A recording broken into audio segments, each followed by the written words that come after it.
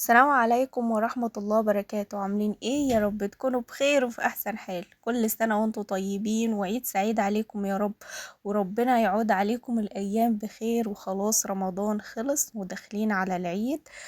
تعالوا كده نعمل مع بعض كحك العيد. معلش اتأخرت عليكم في الفيديو، بس الحمد لله على كل حال. ويلا نشوف عملنا الكحك ازاي بطريقة سهلة، والمقادير مظبوطة جدا، والطعم حلو، والكحك بيبقى دايب وطعمه جميل جدا جدا. هنا انا هعمل 2 كيلو من الدقيق. حطيت كده 2 كيلو من الدقيق في البولة بتاعتي. هحط كده معلقتين كبار كده عليهم من ريحة الكحك. تمام. هضيف عليهم كده معلقتين برضو كبار من السمسم، وهقلب كده الدقيق مع ريحة الكحك مع السمسم. وهضيف كمان 4 معالق من السكر، وهضيف كمان ذرة ملح. ذرة الملح ديت لازم يعني على الدقيق. في اي معجنات لازم نحط ذرة الملح دي. هحط كمان معلقتين كده كبار من الخميرة الفورية. كده المكونات الجافة بتاعتي تمام. فاضل بس ان انا هحط معلقتين من البيكنج باودر.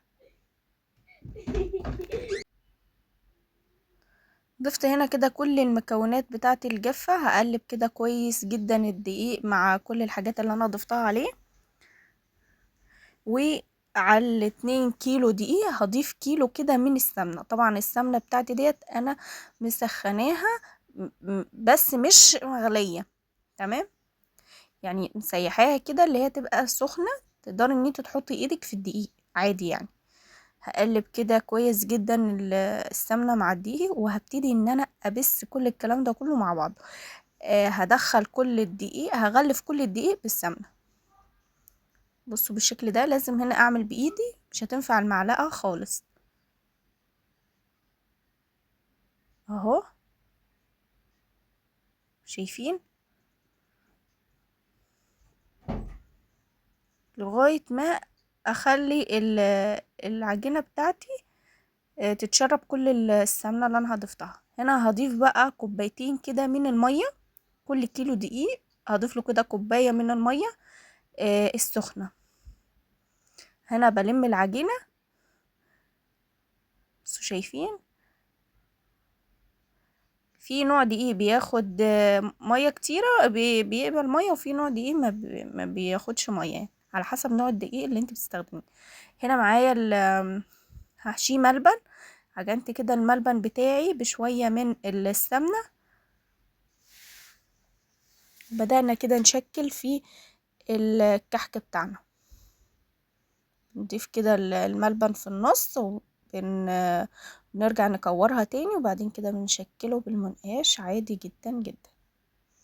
بصوا هنا عملنا كذا شكل. وبقى سخنت الفرن ودخلت الفرن على درجة حرارة 200، ومولعه له من فوق ومن تحت. بصوا التسوية بتاعته ممتازة، حلو جدا. قد ايه هو دايب. اول ما بيخرج على طول من الفرن بحط له بقى السكر بتاعه. وبكده يكون فيديو النهاردة خلص. اشوفكم على خير في فيديو جديد. استودعكم الله، مع السلامة.